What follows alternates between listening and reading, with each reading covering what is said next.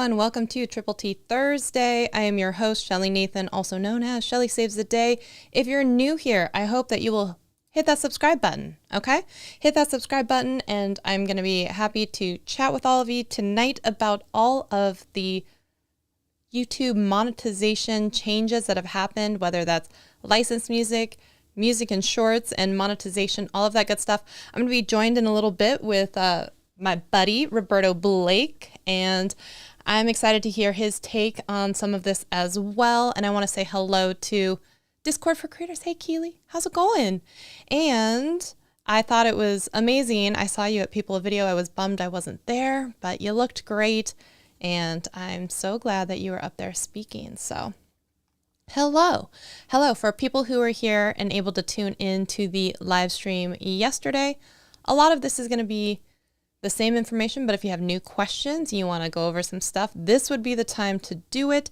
We're going to be talking all about the changes that were announced, as well as some of the reactions we've seen on Twitter, some of the attitudes we've seen on Twitter. I don't know.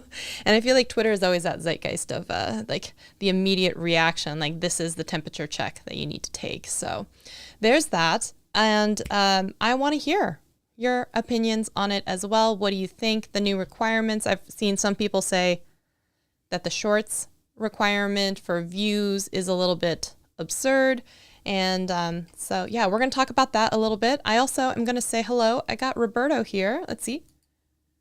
And hello, Roberto. Good to see you.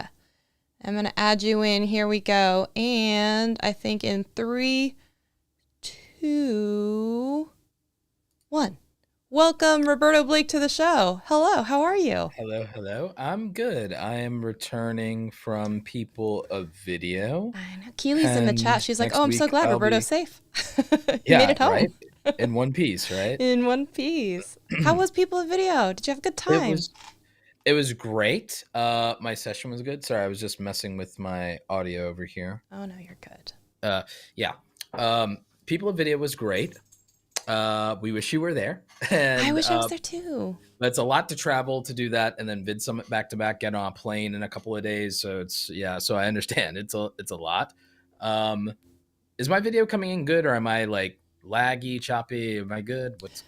For me, you're okay, but everyone watching, you tell me how Roberto looks. I was bummed I couldn't be there, and that's because I was at the YouTube event, and I saw your name, I think, on a list. I think we were getting on the shuttle, and someone was like, is your name? And I'm like, nope.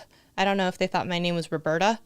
But I was like, no. But then I was like, oh, yeah, brain. He's in New York. He's in New York. Yeah.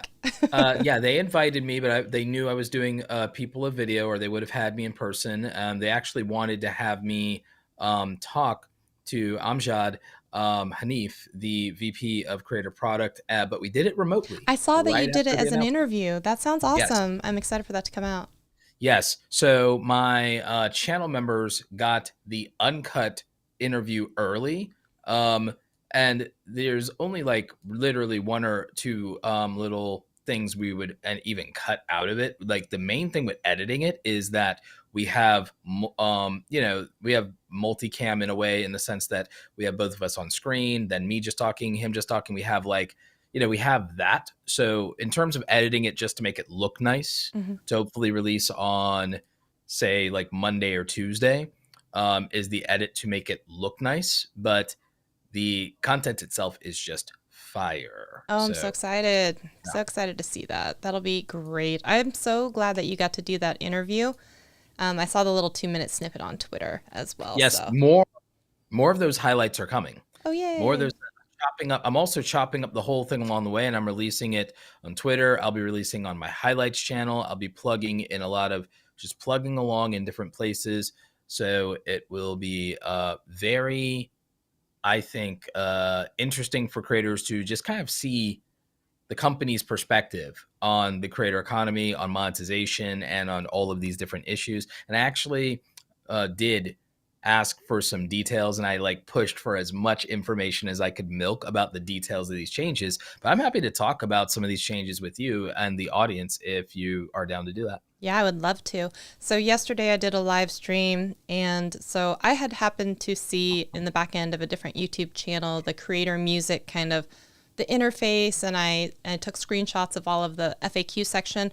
So we did an entire session yesterday, an hour-long session of things you're allowed and not allowed to do with the music and how some of that licensing works. So if anyone Great. also has questions about that, please make sure you ask them, because we chatted a lot about that yesterday. But I'm super excited to jump into first immediate reactions that you had about, let's start with the music one, or like some of the music licensing. What do you think? Like, what do you think? Is this revolutionary for the whole industry, or not so much? It is. No, it is. It's more than people think. It's more than people think, because the music copyright has been one of the biggest heartaches and headaches for the majority of creators who, one, want to do this a little bit more for fun, but they do get discouraged if they get their video claimed or taken down or demonetized. And so for a lot of hobby creators, not even just the full-time content creators, but a lot of hobby creators that are monetized or hope to be monetized,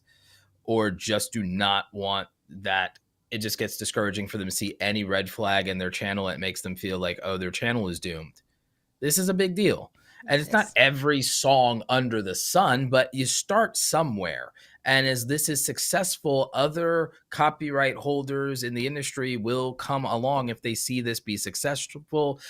It's good when YouTube, people complain so much about YouTube. Oh, you paid $6 million to the record labels. Well, what about like creators? It's like, yeah, we gave creators like, 10 million that year. So like, we gave the record labels 16, and we gave the creators like, 10, and, YouTube took home 30 total. So yeah, we're doing our part. Like, yeah, YouTube's doing a great job with this. There's too much complaining. So that's my initial reaction is, this is better than it's ever been. Absolutely. And in fact, I remember I took a whole bunch of notes during the Made on YouTube presentation. And one of the things that I was chatting about was people forget how much money that we've already seen paid out. So in the last, I know Neil Mohan was saying that in the last 15 years of the partner program being out, which is just unheard of that it's been that long. Yeah. But in the last 3 years alone, they paid out over $50 billion to creators. That's just in the last 3 years. So the fact insane. That people are making that much money, and someone else had said something about, they thought that the split should be higher. And I was like, name a platform with higher splits right now. Please name a platform with better payouts right now. First of all, what's their justification for the payout being higher? Why? What's the justification for the payout being higher? Like, we're making posting content, but we're not going out and getting the advertisers. When you go get brand deals, you get to keep all the money. So there's that. We're not getting the advertisers. We don't build the advertising appliance. We don't pay those engineers. We you already, what it's like working in that industry. We don't pay for storage. We don't pay for storage, hosting, bandwidth. Yeah. Bandwidth. Back in my day, if I had told someone, hey, you're going to be able to upload 4K video for $0, you pay no hosting fees, you pay no bandwidth fees, they would have told me that I was a liar and asked me what the scam was. Yeah. As it is, before I got unlimited internet upload, before I got unlimited data, I was paying for doing my live streaming on YouTube and all the massive uploading I was doing to YouTube. I ended up overpaying the cable company hundreds of dollars every month just in bandwidth usage. So if I had to do that for the cable company, just imagine your bandwidth usage for your content being on YouTube. You would be paying hundreds of dollars a month just for the bandwidth usage of your own channel. But they're giving it to you for free. Yep. Subsidized by ads. Yep. So even if they run ads on your content, and don't pay you, you're paying $0 for terabytes of storage. What are you complaining about? I know. We always do open the show with what's in your cup. So if you're sipping on something, share with the people what's in your cup today, Roberto. I think this is just tea. Like, what kind of tea is this? This is strawberry, lemon, orange blossom. That sounds good. Today I've got the Tazo Earl Grey. I've taken a break from the Awake English breakfast for that one today. So everyone out there, if you're drinking something, cheers to you. Tell us what's in your cup. So one of the things that they did mention is that there is a new revenue split for songs that are going to be taken from this music type of thing, which opens the door to a couple things. One, people are going to be able to use more than 15 seconds in their YouTube shorts, which has long been asked for. Number two, the music industry and the publishing houses gets to determine one of two things. They either say, hey, this is how much a song could cost, and this is for everybody, or they're going to say, this is how much a song is going to cost based on your channel reach. So that's also an option. Or you're not going to pay at all, and then they're going to do this revenue split with you. So it really is putting that option into your hands. And I know that they're starting with these indie artists, and then they're going to break out into more mainstream artists. So they had Jason Derulo there, who was on stage with Kyle Hanagami, who's a big choreographer. And he's like, I'd love it if Kyle used my songs, but I know he can't because he won't get the money from it. Or you take a David Dobrik approach, where he's like, I want to use the song specifically, but I know I'm not going to get paid, so I get a sponsor from SeatGeek for $1 million or something on this video. See, in the case of a Dobrik, though, he could have always afforded to have bought a license once he was no longer, because, I mean, he was never, he didn't come to YouTube poor. He came to YouTube with Vine money from sponsorships anyway. If he wanted to make his content the way he wanted to make it, he could have just bought a license. Yeah. He could afford to. And one of his things is, I want the music that I want. And that's the whole thing, is now you can use the music that you want, right? He could have, but he could have, in his case, see, the thing is, this is great for the smaller YouTubers, because what always annoyed me about Dobrik and about that whole deal is he could have had all the artistic license he wants, but he makes so much money that he could have just done it the right way and bought a license. I think he wanted the label of saying, I'm demonetized, they claim all my revenue. Oh, for sure. I think he wanted the rebel and the, I'm doing it for art thing, because I think that is narratively great in that situation. And nothing against Dobrik. I'm just saying his narrative has always annoyed me in that regard, because, dude, you can afford to buy music licenses for the music that you want to use. And I wonder how much some of that would also be too. Only because I know for some people, they have this escalation clause where if they reach over a certain amount of views, you have to keep paying more. And because he gets so many views on his videos, I wonder what that would look like. It would have been worth it for him, though. For what he would have made relative to that, it would have been justified. Yeah, for sure. So for if people haven't seen it, I did play a short clip of what the music interface shopping experience does look like. One thing to keep in mind, though, hey, we had a super chat. Hold on, we got a boogie real quick. Hold on 1 second. Thank you so much for your super chat, Matthew O'Brien.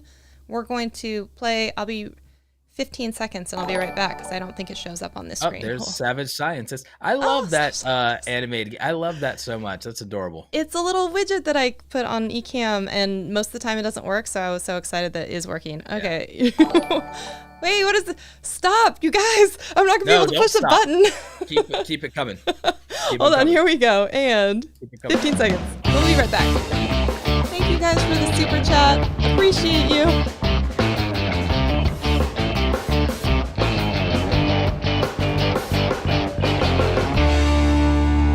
Thank you so much for your super chat. All three of you. You guys are fantastic. Thanks for sharing the love. And actually, that was Marcus from yesterday. Gave me a super chat. So thanks again for showing up for 2 streams in a row. Appreciate that.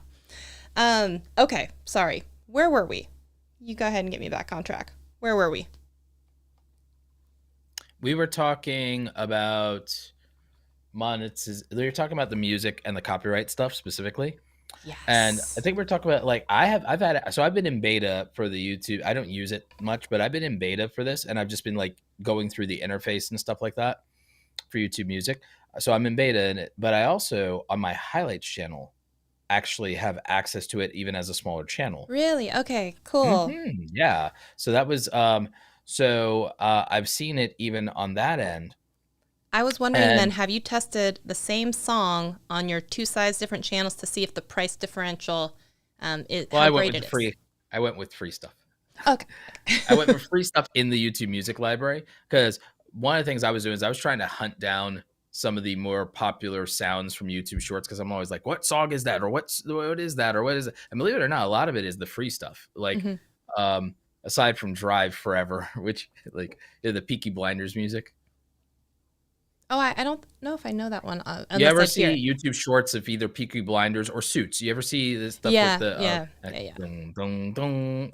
the with the piano and the violin.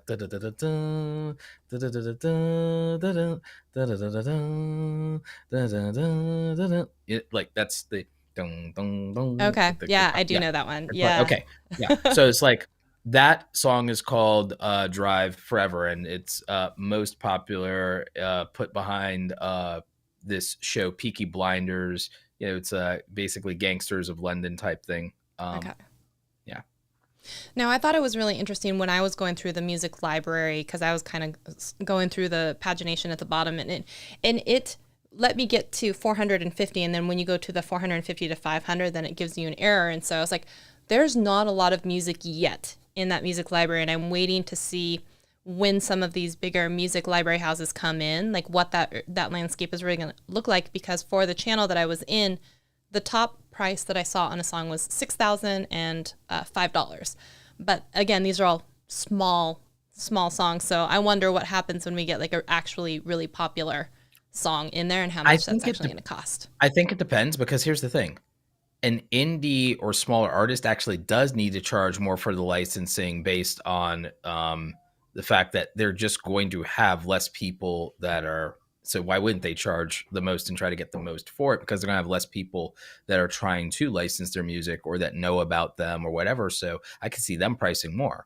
But the thing is, for these large labels with their massive, massive catalogs, they know they can milk this on volume alone. And they also know most creators will just go to the revenue sharing and not pay up front. Yes. And then they'll get 50% They're going to on end up that. getting more money because a lot of people choose not to use songs at all because they don't want to get hit, and then they get all the money. But now tons of people are going to start using It'll the songs. incentivize. So it'll incentivize passive income for doing nothing for these big labels. So they will add more of these labels will add this to the deal and like join this. And again, they may not have reasonable upfront pricing, but the thing on that is they're just going to sell. Here's the thing. We know that most content creators on this platform are young people. They're not, of mature age like you or I, aka the above 30. Like Yep. they're not, like, most content creators on this platform are not above 30. So they're all used to not paying jack for anything anyway, and they don't like it and they don't want to. No offense to the young people, no offense to Gen Z, younger millennials, but it's like, y'all know that y'all cheap. Y'all know that y'all cheap or broke and don't like to buy nothing, or that you fundamentally believe in not buying things or paying for things. Not online. You'll pay for physical things. You don't pay for digital things. So here's what my take on that is. With that many content creators, especially the majority of them being young content creators, and especially the shorts creators being the TikTok generation being younger, the record labels are going to rake it in and double their take by They're going to make a lot more money. They're going to make billions. The record labels are going to make billions just because kids were like, you know what? I pay zero up front and they only get 50% of my ad revenue. Oh, well, I hardly get ad revenue anyway. Joke's on them. And I get to do what I want. I get something. And so they'll like, yeah, you're not going to take all my revenue. All right, fine. Yeah, I'll split it 50-50 with you because I already don't make that much money and I ain't going to pay nothing. Aha, I'm not a sucker. I'm not paying for nothing. So like, you know how it is. Yeah. So that's how the young people are going to do it. And then, but then all these labels, what's going to happen is more people are going to listen to music, and it's going to be YouTube saying, oh, this is the song and the thing. That's going to make people that watch their content, like me, that buy music, either buy it or, they'll get the royalties off of the streams because I'll be listening to it in one of my subscription services, Spotify or Apple Music. And so it'll make it hit my playlist, and I'll do it more, or YouTube Music, and I'm a YouTube premium paying thing. So the thing is, I have all the subscriptions, so they're going to get money out of me if I then get tweaked to, oh, I like that music now, I added it into the playlist. It's like, and you can play a song in an infinite amount of time. So getting people to care about your music is valuable, because once they've heard it somewhere and that's how they heard it, they can go and listen to it any number of ways, a million times in their lifetime, and you get monetized that way on the back end. So there's a lot of ways that this all works out for the music industry. So I can see them partnering more heavily. I know people are cynical about this, but I think they're cynical about because they don't understand that the music industry has to do precious little and will make billions of dollars for no reason in passive income. Daryl Eves was there, and he was asking a great question about how do small independent or smaller artists get their music into this available pool and library, because you could have like a Lil Nas X situation like with Old Town Road, where he blew up on TikTok because of all of this and turned it into Billboard success. So I am curious now too, how is that process going to look when you start having some of these, homegrown, basically, maybe I started on YouTube and I want to make my music available as a library, and all of a sudden some big person uses it, and, people start understanding what it is, or use it more. Like, what does that pathway look like for music artists? Because I think that could I, be really, really cool. I think that there's some dramatic opportunity for some people that have been in the record industry for like 10 years to leave, take all of the information, knowledge, and things that they have, then start their own type of agency rather than label, work with YouTube and these other content platforms, and be the people who broker new artist relationships. And someone who like gets with somebody, has a relationship with somebody at YouTube already, decides to go independent, builds an agency and says, hey, I want to help be the representation for independent artists, let them retain their independent artists, but like independence, but I do something or get a cut or take some upfront payment or some back end thing. And I want to help be their path to getting into your system and on the distribution side. I could also see existing platforms like CD Baby and DistroKid already just deciding to build out that relationship, because remember, they already have a relationship with YouTube Music. So I think that there's a like, hey, can we get the artists who distribute their, so independent artists who already use a distributor like CD Baby or DistroKid, and I'm sure there's others, but those are the two that I know. If they do that, then I see that getting them into YouTube's library there and having that extra option in terms of monetization. I wonder then how long and how successful the music thing has to really be before all of a sudden YouTube's going to be putting on their own like music festival with all of the I artists that are think like it's super coming. popular from, I think all of it this.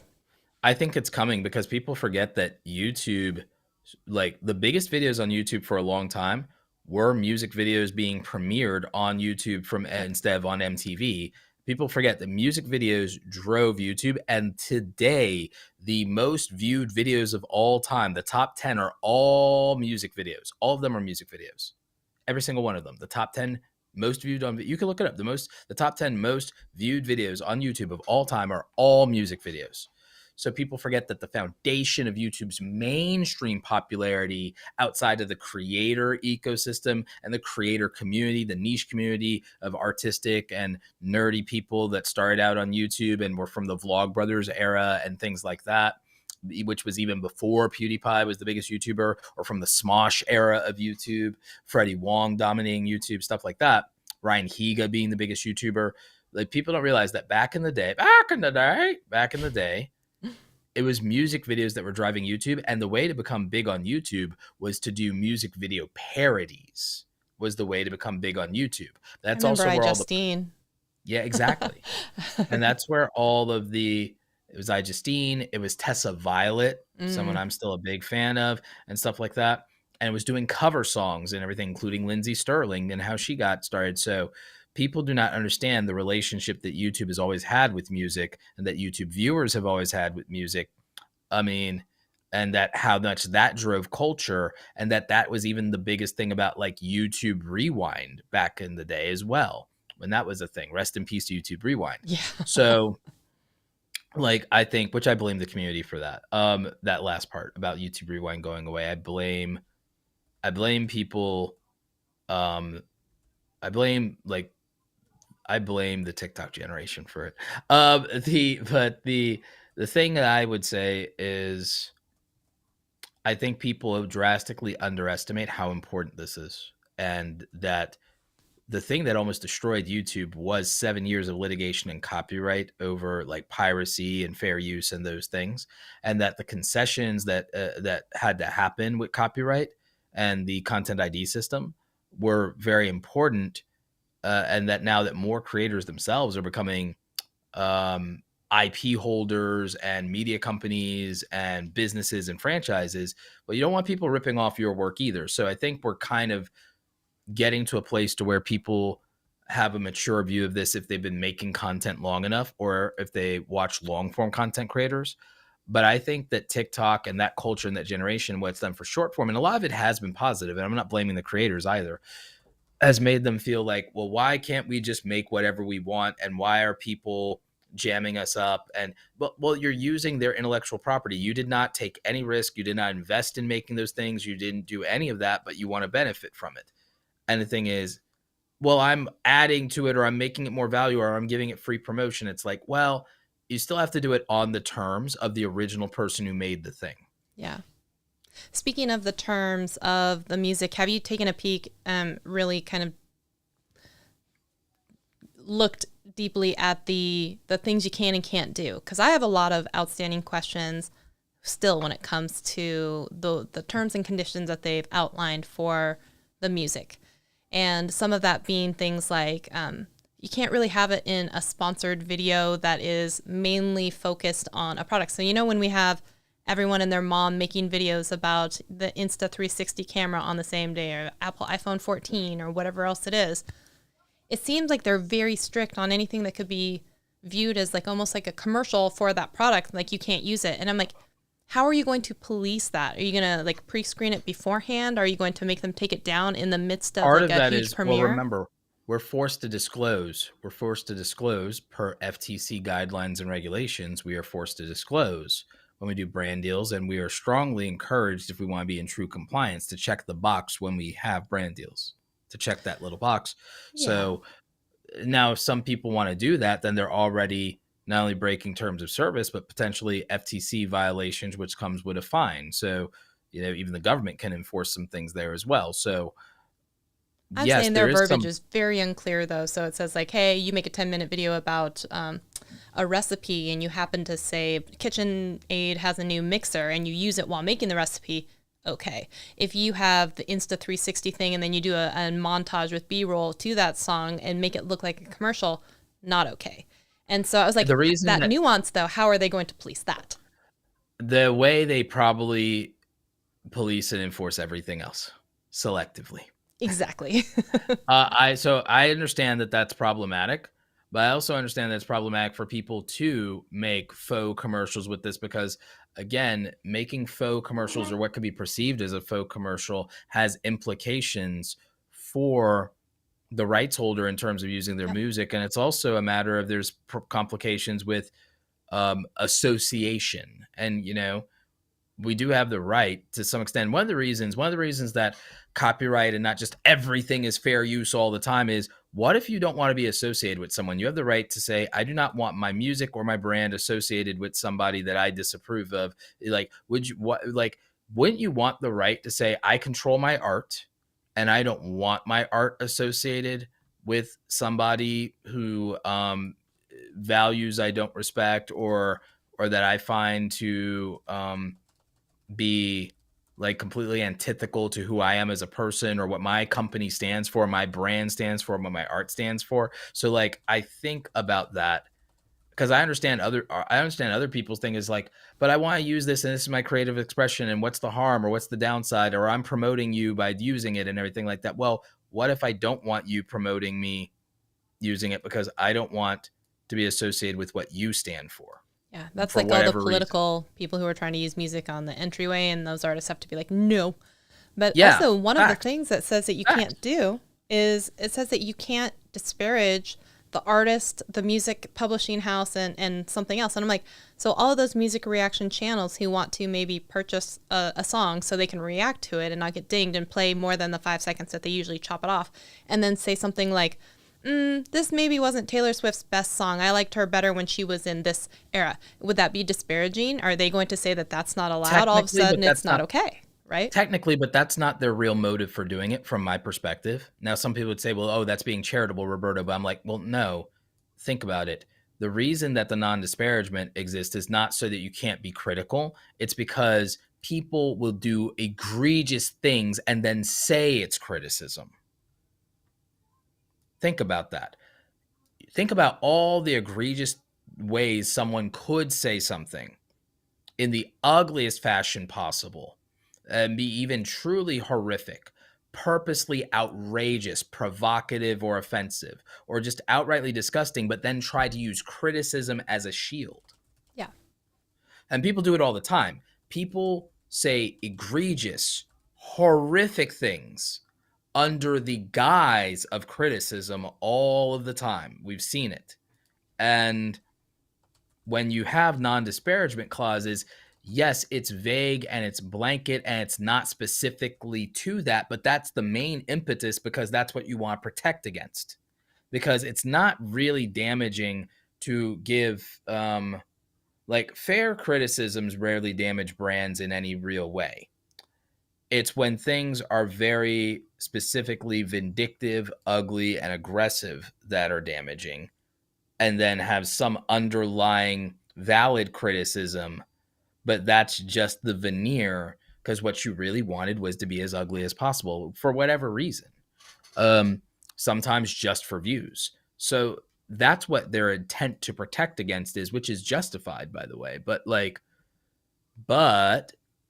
the uncharitable version of that, or the uncharitable view of that, is, oh, you just don't want me to say anything bad about you. It's not what you say, it's how you say it. And that's why the legalese is so vague, because it is not what you say, it is how you say it. And it is a problem when sometimes people do use a shield like, well, no, I'm giving valid criticism. It's like, are you? And is it good faith criticism? Because you can do criticism in bad faith. And the thing is, oh, it's just a joke. And again, First Amendment, freedom of speech, all for it. Comedy, yes, we need it. And, shout out to Dave Chappelle. But shout out to Andrew Schultz. I love Fragrant. It's one of the best shows on the internet. But here's the thing. There are people who act in good faith as comedians. There are people who act in good faith as critics. And there's an abundance of people with no accountability whatsoever and complete anonymity that will not act in good faith. So, as usual, a few bad apples spoils the whole bunch. Yeah. Now, one thing that I did think was not addressed very well, too, is this idea of this floating license, where if you have a license and you purchase it, it is fine to transfer it between a private and unlisted, a draft video, but it is considered spent once you make the video public. So I feel like they really need to kind of spell it out for people that if you're going to do this and you're uploading your video because you want to check against ad suitability and monetization requirements and stuff, you cannot make that video go public and then put it in draft and then try and transfer the license. You'll have spent your money and you'll have to start all over again. I don't feel like there are a lot of things that have been explained super well, and I know a lot of it is still forthcoming in the months, but I think for the people who are in the beta program now, even that should have been like more spelled out in a lot of the documents that I've seen, because I haven't seen that called out a lot. I think sometimes YouTube as a company gives us too much credit, and that they really do need to just handhold and baby people through a lot of these things, especially through their first purchase. Yes. The Facts. Very first one, there needs to be like almost this help modal that comes up and says, if you do this, like we would advise put it in private or not public status, or, this is how you transfer it to a final video, and then take it away for the rest of the uploads. But like the very first one, there should be a handhold. Have you downloaded a free one and done that? On my highlights channel, I believe so, yes. Okay. I had a curiosity around, there are some tracks that are free, but you would still have to download them and apply the license for each. So what if all of a sudden 8 months later that song gets really, really popular, and then they change the price of it, and you have something where there's also, it says there's expirations on these. So now you could have an expiration, let's say it's 1 or 2 years, and you have an evergreen video where you're still getting views on it later. You are going to default to a 45-55 split, or as a second thing, if they get into a tiff with YouTube and they want to pull all their music already, are they going to then try and take it as some sort of claim and take all of it in the future if they exit the program? Like, I feel like there are a lot of these questions that they haven't answered.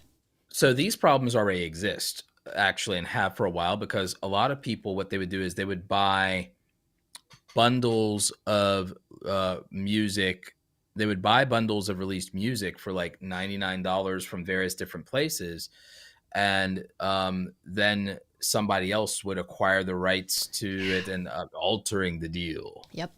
Yes, I'm Palpatine altering the deal. says. Pray I don't alter it. No, it's Vader. That's Vader. The altering the deal is Oh, Vader. right. I'm altering the deal. Pray I don't alter it any further.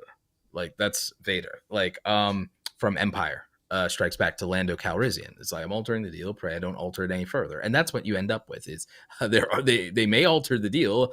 It's for you to pray that they do not alter it any further. And that's but again, when you use someone else's intellectual property, even if you're buying a license to someone's intellectual property, that is a risk that you understand you are taking, which is why I have specifically just focused on I use Epidemic Sound, I use Storyblocks, and I don't worry about anything.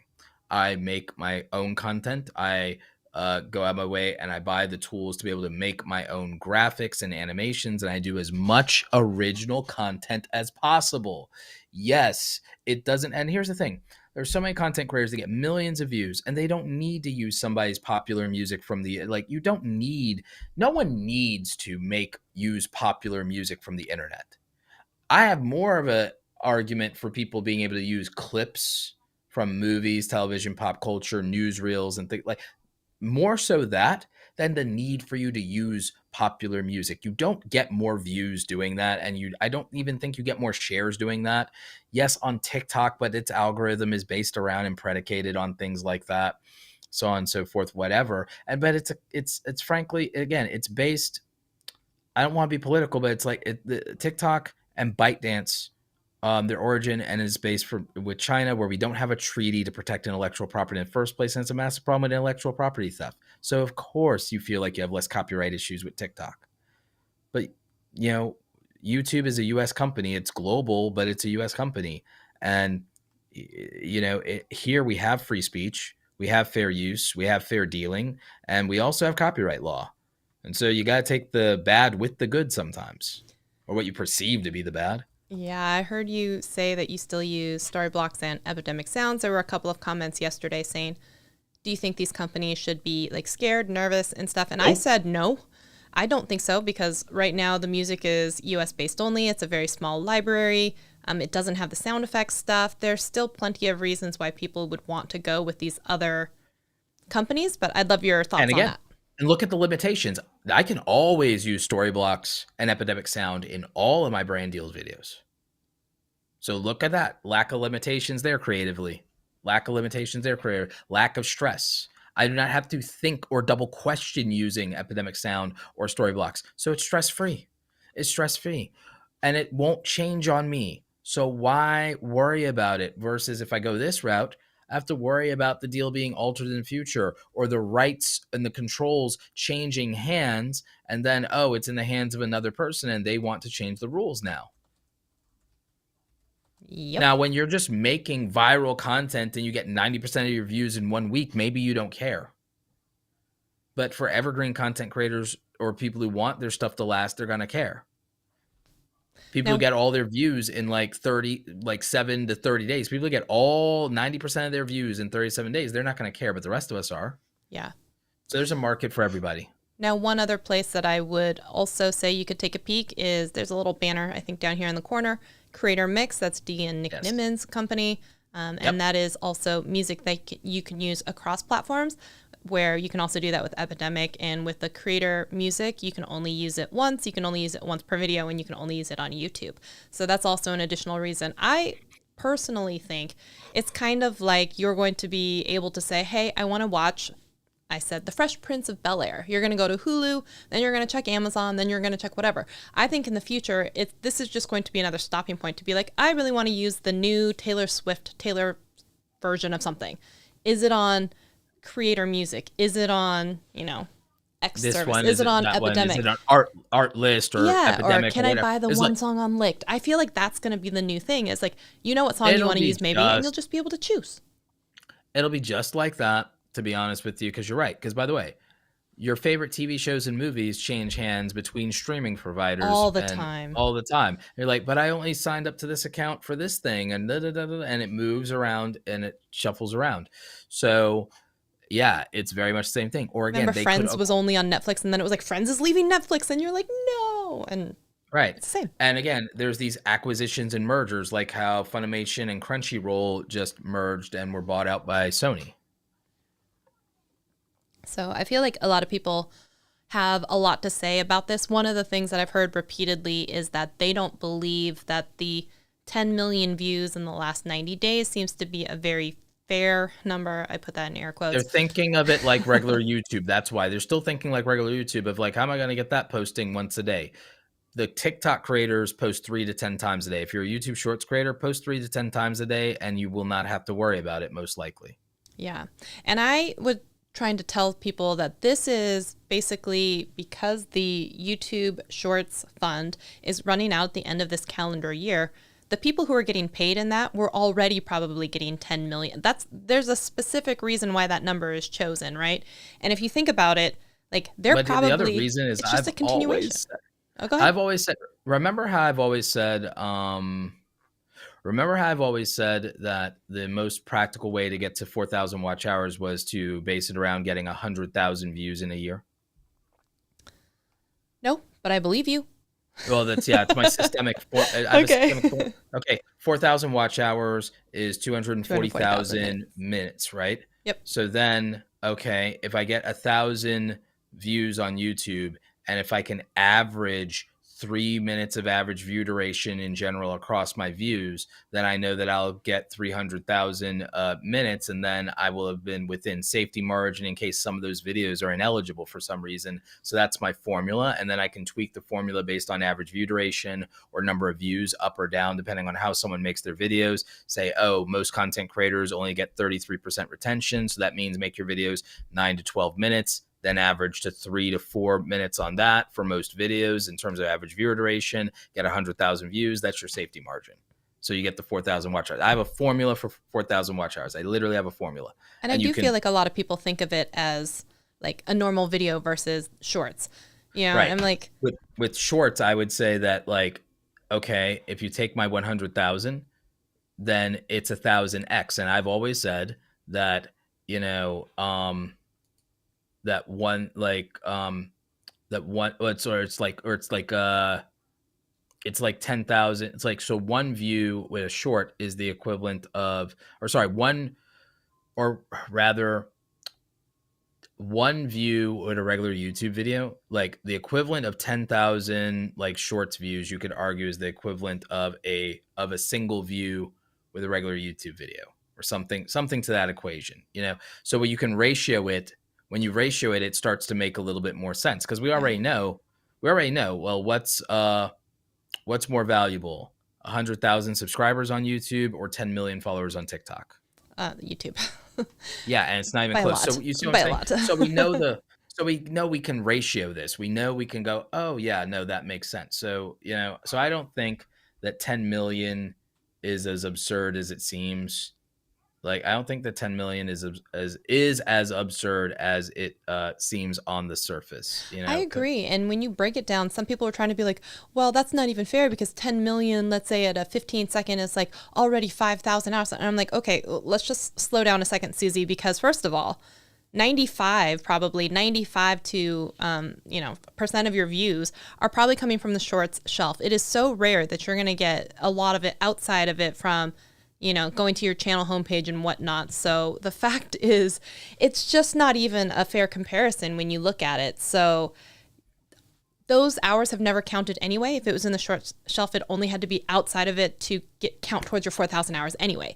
So I'm like, that math doesn't math. I found the ratio, but go ahead. Found the ratio. Yeah. All right. So like, if I was going to say, to get into the YouTube partner program based on watch hours, if I say it's 100,000 views, getting to 10 million shorts views is just a 100x multiplier.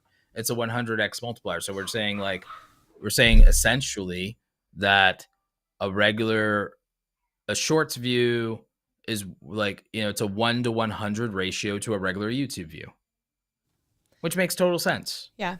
And I think it's interesting because so many people are caught up on this 10 million, and I'm like, this is a new avenue. This is an alternative path. If you don't want to go down this path, then you can do the 1,000 and the 4,000. It's not like it's an either or. It's not a, Yes. I feel like a lot of people are just bent out of shape about it in the wrong way, because I'm in these YouTube Shorts communities and someone's like, oh, I had 9 million on my last. It's like, here's my screenshot. It's just weird. I woke up and I had 9 million views. Honest, if people are being honest, they just don't want any gatekeeping, and they think that they're entitled to just be part of this, even if they literally are going to make no money. Because again, people are just happy to be, like that we're all monetized. Like everyone was so sad about demonetization. They weren't even making. They weren't making money. Right? They weren't even getting money or meaningful. Oh, it was better than nothing. Is like, is it like? Because is it because like you were barely making the payout threshold, or you were getting paid out from Every it few like months. what, every few months. It's like, and I get it, it's not zero, but you could have like been monetizing some other way if it means so much to you, or something. Or okay, well, why not get your numbers up if you want to be back in the partner program? There's like, it just is about like, for people, they just don't want to feel excluded. And I feel like there's a lot of like, Yeah. oh, YouTube's always out to get us and they never care about the small creator. I'm like, all of these, so many of these changes are about helping creators of all sizes and people getting to benefit from it. And I feel like they're not truly understanding like the depths of like what is changing here. Yeah. Facts. Absolute facts. Absolutely. So what do you think about the one thing I was a little salty about, and I said this yesterday in the live stream, is they said that forthcoming there will be some new changes around being able to get into some of the fan funding options. And then they said, we're not quite sure yet. My guess was maybe 500. Sure what they're not sure what the numbers for that are. Yeah. But I'm like, if you're going to hold a press release, you're going to have a conference, come on, you should have that number available. Here's my thing. I think there's a lot of things moving on the ground why they don't have that number, because that number has less to do with their priority right now of taking on TikTok and more to do with their next phase of the next platform that they want to like roundhouse kick in the face, which is Twitch, in my opinion. That's Twitch.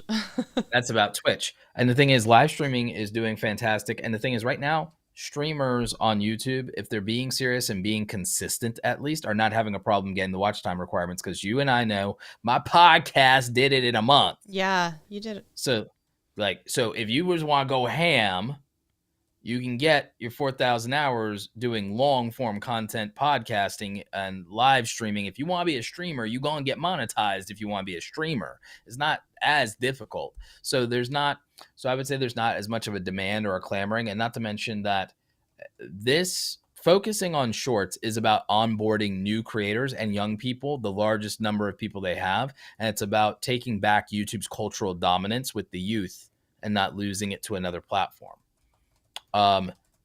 So fan funding is a lesser priority. Here's my thing. I want to pressure them to make the requirements as low as possible. I want to, like, if I have any influence, any clout at all with anyone at YouTube, my thing is like, look, just give it to people, give them 100 subscribers, throw them a bone. 100 subscribers, 1,000 hours of watch time, call it a day. 100 subscribers, 1,000 hours. Because yes, we gave community tab to everyone 500. Because what I really think it's going to be, I think it's going to be either 5-1 or 5-2. I believe that in my heart. It's going to be 5-1 or 5-2. The best thing they could do, and the best way to shiv Twitch if they want to do it, is like, just go Oz style. Just like, if they want to do it, then I think it's 100 and 1,000. Because the thing is, in terms of getting to, I'm monetized, I feel special, I feel included, and getting to Twitch affiliate is easy. I did in the summer without much effort. Like, it's easy. If you make it feel attainable, no one really struggles to get their first 100 subscribers on YouTube. They struggle to get their first 1,000 subscribers on YouTube. I'm going to disagree. I think sometimes that 100 can be a slog, man. That 100 to finally get that, custom URL. And I feel like for some people, it feels like a grind, that first 100. Okay, it's like, it's a struggle in the same way that the first level of a video game is a struggle if you're just not good at playing video games. And I'm not being mean when I say that. I'm not being mean when I'm saying it. I'm like, some people, you're a gamer. You're going to at least beat the first level without dying too much, even if you've never played the game before, because, I know how video games generally function. Okay. At this point, children you can get 100 subscribers at this point. I'm not saying it's the easiest thing in the world to do. I'm just saying that's like I don't see it taking someone a year to get 100 subscribers. I've seen it. Who's posting consistently? Well, posting, it may not be like the quality content, but like I have seen it take a while. I hear you. Oh, hey, I hear you. We had a boop on a button. Thank you, but Coach if Alex. someone is struggling, oh, thank you, Coach Alex. Communication Coach Alex Lyon. He's from People of Video from last year. I don't know if you saw him this year, but I'm not sure if I did, but I hope I did.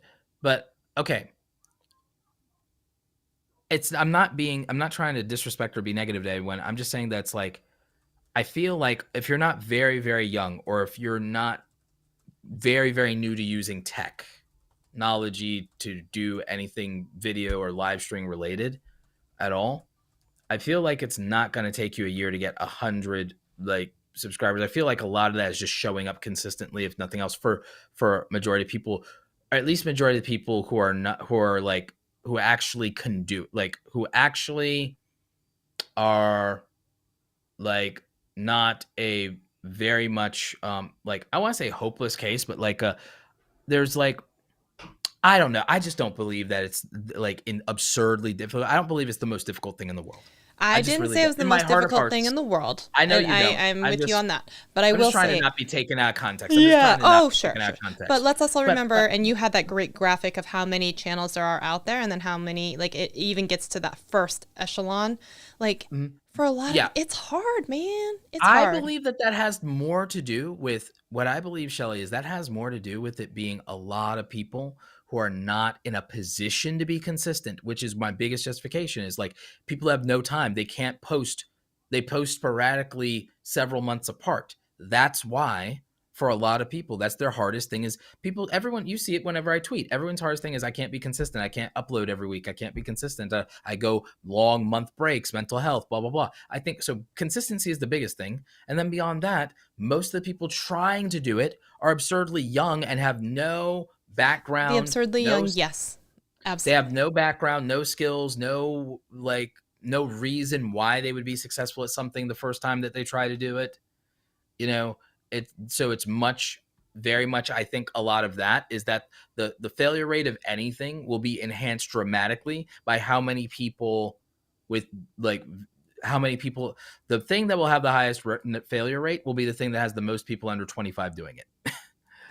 And I say that just because how much can you know about doing something consistently when you haven't lived long enough to do anything for 10 years at a time yet? It's really hard. Think about it like this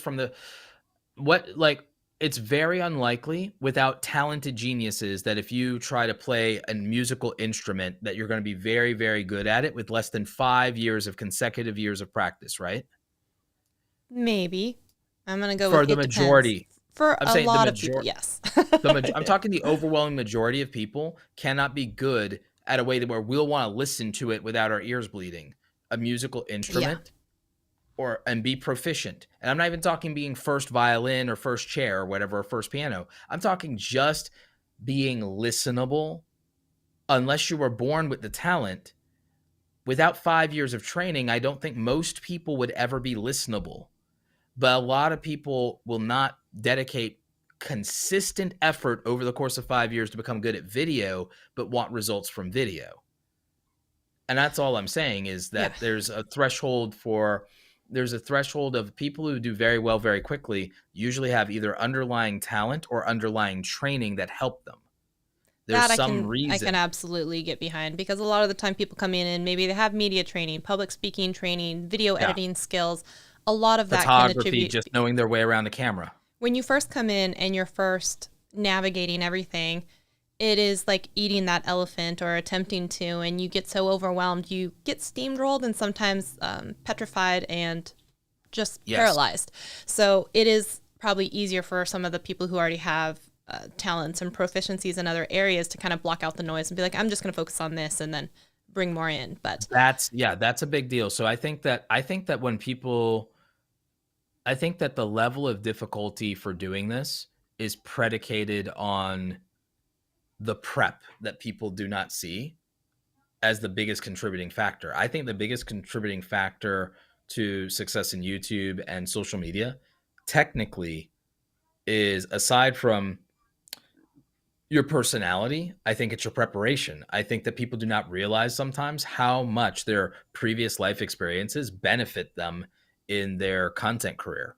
Let's also I not think forget, though, that sometimes you don't get personality on camera until you're a couple hundred videos in.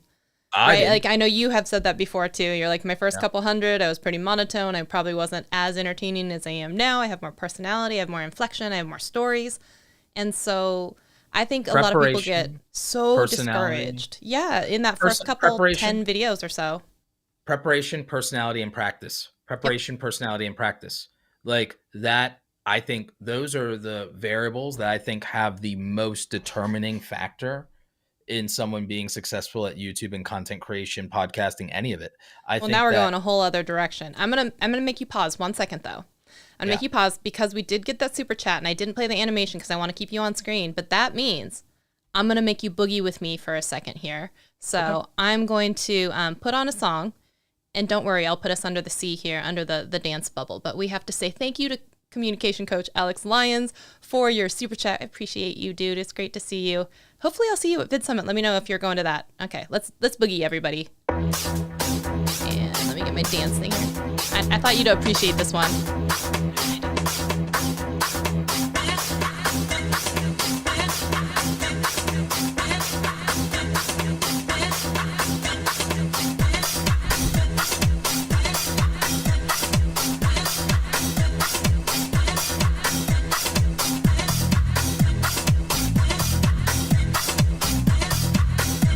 All right, that's enough of that. That's enough. That's enough. All right, 1 second here. Thanks for hanging with us in that one. Thank you to Coach Alex, communication coach Alex Lyon for all of that. It's always fun to do. It's always fun. All right, sorry. You may continue. Continue. No, I Make mean, sure that we was acknowledge that. basically, no, that was basically it. And then it looks like I'm running out of time here. Oh, do you got a jet? Yeah, I do. Well, I appreciate you coming in and chatting with us because I know it was a very last minute invitation to be like, hey, what are you doing right now? I'm going to go live anyway. So I appreciate you making the time to do it. Absolutely. Of course, for you. You know, and I'll see you at Vid Summit next week, right? Yes, you will. I'll be speaking. I know. That's so exciting. Have you already, is it the creator economy and making more money, right? I think I was reading through the briefing through a lot of the speeches. Yep. That's pretty awesome. How are you feeling? You feeling good about it? I'm feeling good. Yeah, I'm feeling good. I just got to rest up from this last flight. Yeah. How long was the flight for you from people? It's not that bad. It's Albany, Georgia. It's even the same time zone, isn't it? Or is it? Yeah, no, same time zone. Okay. No, same. No, I'm Atlanta, so it's same time zone. So it's like 2-hour flight. Okay. It's a 2-hour flight, but it's all the airport prep. It's the dragging your luggage around. Security has been crazy at some of these airports, and like SeaTac, I was delayed 3 hours going out. We had 4 different pilots. Like, it was a thing, man. It's been a thing. So travel. Yeah, I have to renew my TSA pre-check now and everything because now I'm doing the I have clear plus pre-check, but now I don't have. But now I have to renew pre-check, but I still have clear. But now I have to go through the peasant line. So yeah, I did because we have Nexus right here because we're at the Canadian border. So I have Nexus. Not that I've gone into Canada in the last couple of years, but one of the nice things was they include TSA pre-check for free when you do that one. So it's kind of nice because it also lasts for 5 years at a time. You don't have to pay TSA pre-check every year at a time and re-up. So I don't know if you have that up there or can have that, but I have to look into it. Yeah. It'd be nice. Yeah. Well, I'll let you head out, but thank you so much for hanging out with me. Really appreciate it. And I would look forward to seeing you next week. Yep. See you then. All right. See you later. Bye, Everyone everybody. say goodbye to Roberto. Say thank you. Hi, everybody. All right. Give Roberto a round of applause, y'all. Give him some applause and love. That was nice. He came in. Right?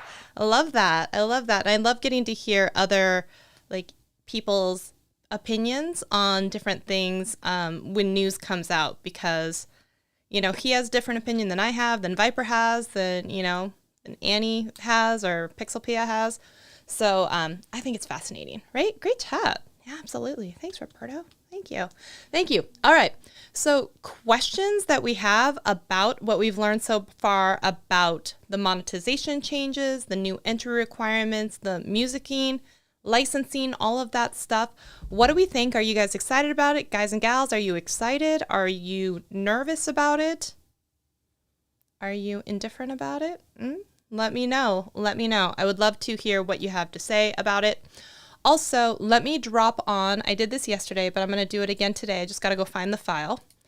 I'm going to show you what that looks like for the brand new music shopping experience, okay? So let me find it so I can drop it on.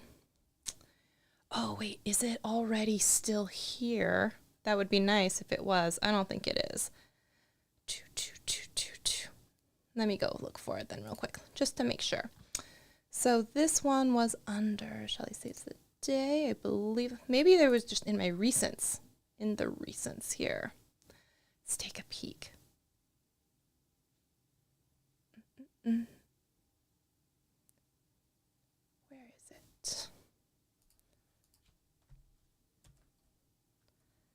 Oh, I have it on my phone. I could definitely drop it to myself as well. Let me pull up my phone here.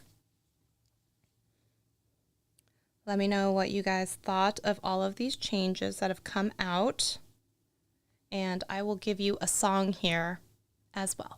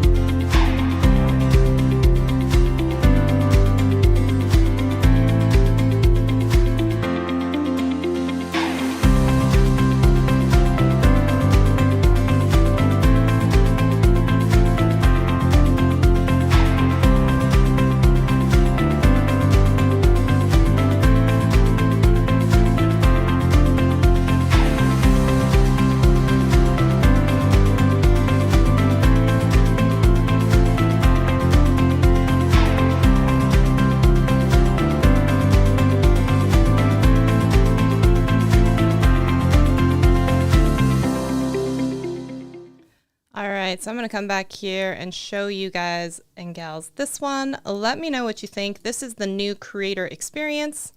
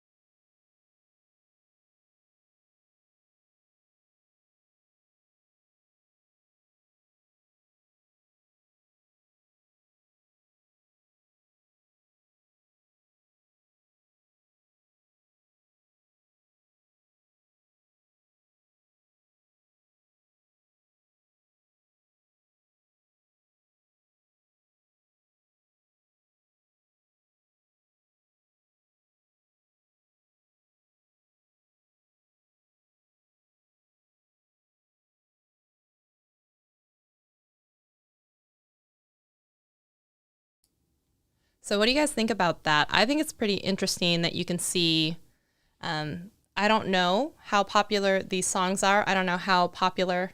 Oh, can you guys not hear me? Uh-oh. I see you there. Let's see here. Let me know, Doug, can you not hear me? Could you not hear anything I was saying during the, oh, there's no sound? How about now? How about right now? Can you hear me now?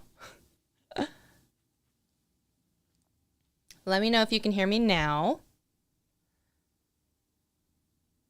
Can you hear me now? I forget there's actually quite a bit of a delay, but hopefully if you were looking on the screen, can you hear me now? Okay. Hopefully if you were looking on the screen, what you saw is that is a sneak peek into the beta of what the purchasing looks like. This is separate from the YouTube music library where you can go and get those songs. and no songs during, no sound during the demo. It worked yesterday. Dang it. Sorry. Okay. So basically you can search by genre. You can search by mood. You can look in those different categories, and then you see that the prices range from $0 up to around $6,000, but we don't know if that price is, on each song basis, if it's a set price or if it's going to be different based on your channel size and reach. What is that? Somebody just subscribed. Optician just subscribed. Thank you so much for subscribing. Yay. Thank you. That's actually the first time I've seen that one come up. So thank you. Thank you so much. By the way, if you guys like those little animations that are happening, that is a widget that I have as an Ecamm overlay inside of Ecamm that is coming in from, I believe it's Streamlabs widget. So once you have that little URL for the Streamlabs widget, you can overlay it, and that's how it's popping up under little that and sounds. But I would be curious to know, and we're not going to know this yet, we would need channels of various sizes to see, like, how much is this song when you look at it versus how much is a song when I look at it versus anybody else. Because another thing is the price is determined on your channel size or whatever the manufacturer has set for it. So I can't purchase the song for Savage Scientist channel because it's based and determined on my YouTube video history and channel and reach versus what he may have.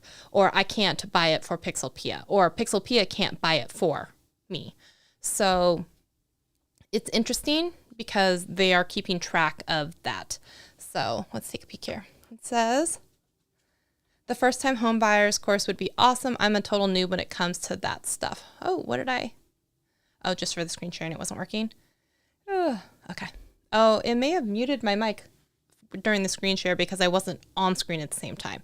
Yesterday, I believe when I shared the video, I was also still on screen, so that's why you could still hear me. That's the difference. My bad. All right. So Annie, you're creating a course for first-time home buying. Is that correct? Is that what I'm hearing? Let's see. How to become a notary signing agent, first-time home buyers course. Yes. So are we talking about YouTube hosting for the new, hopefully in this new year? I think that'll be kind of cool. So do I sell those? No, I don't sell those. This was all created free, or that was all created free inside of the Streamlabs widget. So that was all free.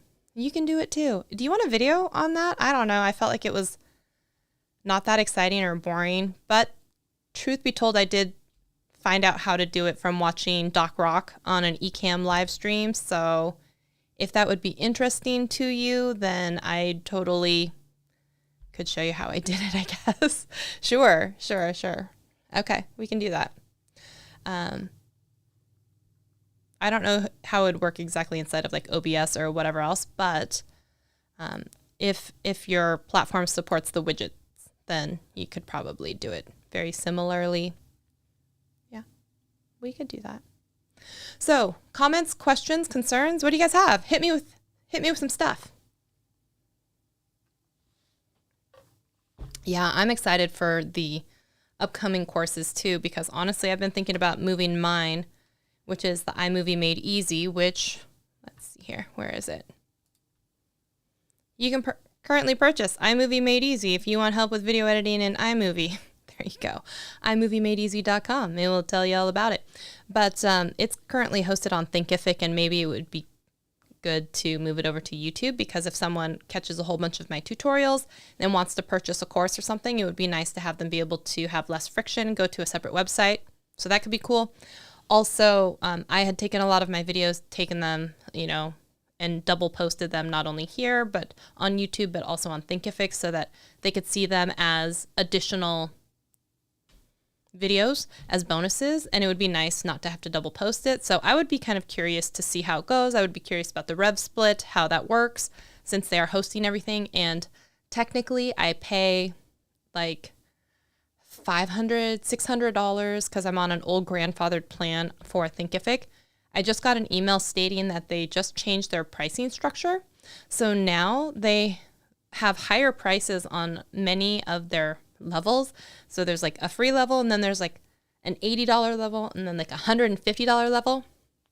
And that's a lot, especially because I don't sell a lot of that course. So really I'm doing it so that I have access, so that people who maybe in the beginning, you know, bought it for a lifetime, I want to be able to support that. But also it's like, I don't want to pay $600 just for some, you know, 20 people to be able to access it and they never log in. So if I can save myself some money and put it someplace else, maybe that would be nice too. Would it be worth having in both places? I don't know, maybe, because I would have to figure out what the pricing structure and split would be, because I don't know. So that's another thing, is like, if I have it on both places, and let's say I charge $99 for it on Thinkific, I charge $99 for it on YouTube, but YouTube ends up taking 60 or 50, or let's just say 50% of it. I would not want people to maybe buy it on YouTube so that you could make more money if it was on Thinkific, but more people would discover it on YouTube. So it's like, it's a thing, right? And then it would be like, I don't care where you buy it, just buy it. Like, I'm just talking personally for me. I don't care where people buy it. But I could see some people not wanting to switch platforms because there could be a significant difference in how much money they make. So I don't know. Some of the places are super expensive. Yeah. For the rest of us, we will have to see. I'm excited too that when it comes to the YouTube Shorts, you know, a lot of people are always wanting to do more than 15 seconds of music. It seems now you're going to be able to do longer bits of music, which is great. And you're going to do the rev split. And for all the people bitching, moaning, whining, complaining about how they don't think the rev split is fair right now, they're not getting any money necessarily from the Creator Fund, unless you're getting tens upon millions of views anyway. And the Creator Fund was always meant to be temporary and is going away in like 3 months anyway. So wouldn't you want to continue to be getting paid? And it seems like most people should be making more money under the new system. At least that is how I'm reading that. So, yeah, more excited about that. And then especially with the volatile housing market, yes. The UI is so bad on YouTube or elsewhere or other courses. I'm not sure what you mean, optician. If sis can just stay out of the hospital for a while. Yeah, no, I saw that. Yeah. So I'm not necessarily opposed to having it in multiple places. In fact, I was already thinking of putting it up on, like I said, like Uscreen. I was talking with Rob Balasabas about moving. In fact, I think I did. I moved the main tutorials and stuff over. I haven't moved the bonus materials and stuff, but I think it is up on Uscreen. I just haven't launched that site yet. So we'll see on that. So the Artist Haven says, I'd rather sell 100 courses at $10 than one at 1,000. Maybe my view is skewed, but it makes me feel better. It depends, you know. One, I don't know what your course is. Two, I don't know how much time you spent at doing it. I don't know what the output is for people, but if, let's say, your course is, you know, 20 hours of learning how to draw and do some different stuff, there's a weird phenomenon that happens where if a course is also priced too low, there's no incentive for people to complete it, finish it, or sometimes even to purchase it, because they're like, there's something psychologically that happens with certain price points, right? It's also kind of the same when you have lifetime access on something. And because when you give something away for like lifetime access, there's no encouragement for people to sometimes complete the course. So they stagnate and they don't actually complete the course. Whereas if you have like a time frame on it, like 1 year to complete the course or something like that, if you don't get more people to graduate through the course as well, you can't get more testimonials. You can't get, hopefully, then more marketing material so that you can also sell more courses. So there's a lot of like nuance when it comes to that. And it also depends on the transformation that you're providing and what that transformation is worth to the people who are taking it. So there's just a lot of, you know me, it's always, it depends. Optician is saying that the UI of the chat here on YouTube is bad versus Twitch. You know, I don't necessarily disagree with that. But I will say, since we were just kind of talking about the subject a little earlier with Roberto, I feel like Twitch is having a really hard time with identity crisis right now, right? So we've got this news about slicker coming out and saying that we're not going to do these gambling streams anymore, which I think is good because a lot of people are impressionable and, you know, people are getting mondo bucks for some of these streams. And then we also have, I don't know, Twitch coming out and making a statement saying, hey, for a lot of people, they were getting a 70-30 split. We just didn't tell people because we didn't want to like make it public. There's a reason you don't want to make it public because then everyone, what do? They were like, I want that too. And then everyone's like, oh, it's preferential treatment. Well, yeah, that's what happens with sometimes the bigger creators. But then they're like, why don't I have X and why don't I have Y? And now they're saying, okay, we're just going to, we've already sent out notifications. So those people who are on these like higher rev splits, now we're going to say, now it's 50-50. Now you're equal to everyone, but everyone already now knows that they're not equal, as well as the people who are getting 70-30 are like, wait, so now I'm making less money. So you want to pay us less. So they are also a little turned off too, because they're like, I'm making the same as Susie Q over here when I bring more value or more people to this platform. Where's the loyalty reward? Blah, blah, blah. And then you can't just be like, it was the last couple of years at a higher paid contract that we weren't allowed to talk about. And now, so you're starting to see other platforms look more attractive to them, right? Because they're like, well, if I can make just as much money, right? So the thing, though, that Twitch has sometimes, because it's not discoverability, I'll tell you that. It's not, there's a lot of things Twitch doesn't have.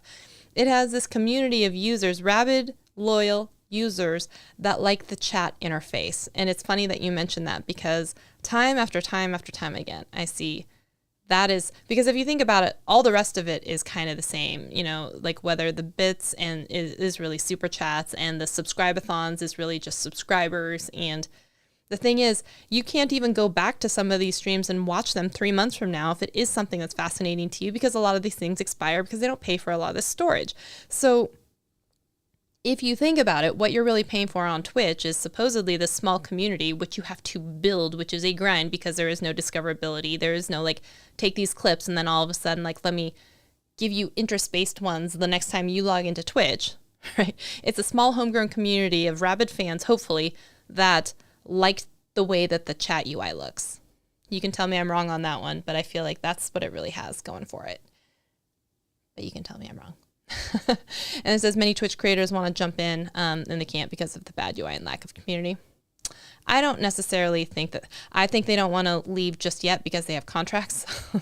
And so they may say that, but they're looking to leave, I'm sure.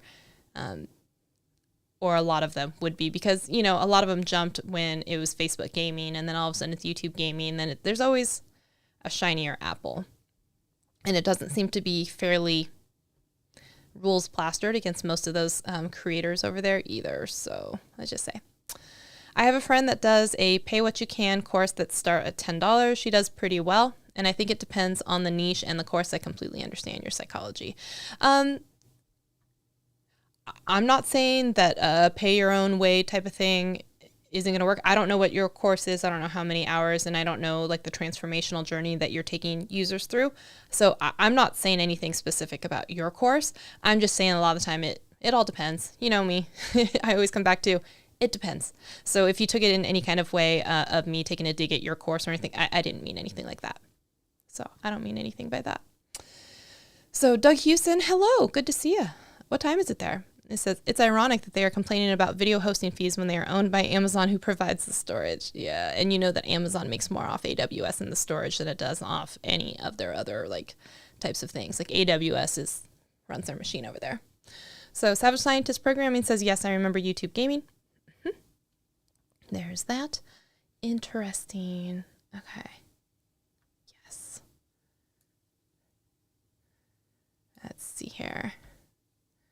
Who would be happy with a 20% pay cut? Yeah, I mean, depending on the people who have those contracts, 20% could be quite significant. Yeah, absolutely. So Optician says, I think if YouTube launches a separate app for live, it will be so good. Tell me more what you'd want to see about in a separate live app, because I feel like YouTube does a fairly good job at trying to integrate all the different ones, like giving the indications, visually that someone is live, or being able to go to someone's channel and see some of like the live streams versus the regular. So I'm curious what you would want a live separate application to look like. So just curious. Chantel Hills, hello. 11:20 a.m. Friday here. Oh yeah, you and Doug both, right? So it should be the same. Yep. Savage Scientist Programming says true. AWS is more profitable than Amazon Retail. Yep, that is correct. It is correct. Everyone always needs more cloud storage and servers and all that stuff. And you forget how much stuff is truly stored on AWS. And then all of a sudden you've got like Netflix is down for the day or whatever. You know, you guys remember that one? Mm-hmm. Yeah. So I am curious to see what's going to happen when they actually finally release the information that's a little bit more specific on what the requirements for the fan funding stuff will be. And the way that I take that is with the fan funding, it's going to be stuff like super chats, super thanks, super stickers, memberships, because all of those kind of things that replace maybe Patreon, Buy Me a Coffee, separate things like that, I feel is what they're really going after. And if you didn't see it, there are going to be super thanks, kind of like stickers on YouTube Shorts. So if you find a YouTube short that was just phenomenally helpful to you, you will be able to actually do a super thanks on that, which I think is interesting. And I saw someone the other day also say that YouTube doesn't do a lot to help creators, but I thought it was interesting because I had posted a repeat, or like a repost of YouTube's graphic, and it says currently there are 10 different ways to monetize on YouTube. So there's AdSense, of course, there's YouTube Premium, so people do I think this is the closest that we've seen to what something is going to have to look like for a rev share for YouTube Shorts, because it takes all of the YouTube Premium people, the views that they're watching, distributes it amongst the percentage of views that were being watched while they were logged in. Super chat, super stickers, super thanks, memberships, merch integrations like Spreadshop. If you guys haven't checked out Spreadshop as well, I know they're also a sponsor at Vid Summit. I'm excited. I am redoing my stuff in a Spreadshop, so hopefully one of these days I will hook that back up. There's ticketing for events. I haven't seen that yet. Brand Connect and funds. Has anybody seen the Brand Connect information? I think this is really cool, because at one point I had been talking at a company about doing something like basically a one-click brand kit is what I was calling it. One-click brand kit. And what that means is that, oh, have a great night, Dave, was that you could basically create your own media kit with just some of the information that YouTube has, like what's your demographics, what are, some of the views, average views, what's the, certain stats like that. And if you think about that, you're going to be able to collate all this information. You can send it over to a brand, you can share it with a brand, and then you could also have ideas like, hey, if you're really into X category, your people might also be into X category. So then all of a sudden you've got this whole new genre or branch of people that you could be reaching out to based on that category. And so if y'all remember FameBit, does anyone remember FameBit from back in the day? FameBit was kind of like Grapevine, and where it was a creator marketplace of brands that wanted to have videos made where the creators could meet up with those brands in kind of a neutral place, and then they would say what they were looking for. Like, I'm looking for a 2-minute integration in a video talking about X product, and we're willing to pay X amount of dollars. So you guys would kind of chat about the specifics. Maybe you would post some sort of brief or like proposal, and then they would accept it. And then a lot of the times you would submit your video in YouTube with an unlisted link or something so they could approve it and be like, we're good to go. And then the brands would pay through FameBit or whatever, and then YouTube would then give you the money, or FameBit would. So this seems to be coming back, not as FameBit. It's a newly branded FameBit, but it's called Brand Connect. So it's going to be doing the same type of thing. So I'll be curious to see how that looks. If I recall, Brand Connect is still US only. I believe you're right as of right now, Doug Hewson. I believe that's correct. So Chantel says, I'm looking to change from Redbubble to Spreadshop. Oh, I didn't know you were on Redbubble. Interesting. Yeah. Cool. I would like to see your Spreadshop. That sounded dirty. You know what I mean? Okay. And The Artist Haven said that the spread shop is really darn good. Nice. Okay, sweet. I'll have to check that out. You'll have to send me the link to that. I'll go check it out. I need to finish mine so I can connect it to my YouTube channel as well. So who would have thought that FameBit is a back in my day brand now? I know, right? I remember it was VidCon 2018. There was a lounge that was sponsored by FameBit. Yeah, and they had little pop sockets and and like little. I still have it. I think I have a little battery bank that says FameBit on the side. So I think the YouTube Live homepage is very bad. You think lots of things are very bad, Optician. You seem to think a lot of things are bad. I don't blame you. But I also am curious what changes you would make, because some of it, when you do it, even when you do a beta to like a small percentage of the people, that's a lot. It's millions upon millions of people, because we're talking 1.5 billion logged in users all the time. So even a 1% experiment and change. Yeah, it's a big deal. It's a big deal. It's a lot of people. All right. Okay, so we are, gosh, I forgot we started at 5 instead of 5:30, so we actually went overtime, so I understand why people had to leave and had to jet. So we will do that. I'm going to let you all go for the night. I'm so thankful that you came in. Some of you came in yesterday as well. Thank you for the double dose of love and hanging out with me. I really appreciate that. If you have additional questions, though, about all of this stuff, I know it's going down on Twitter. You could put it on this comment or on this video. You can tweet it at me over on Twitter, and maybe we can get some eyes on it and get some answers. There is one thing that I wanted to share with y'all. I saw from Tara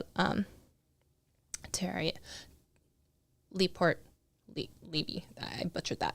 But D. Niman had asked a question specifically around if someone does a remix, which is taking the first 5 seconds, from someone else's video and then remixing it and then making their own short out of it, who gets credit, the original creator or the new person? And she had a clarifying comment saying that the person who would get credit is the new creator.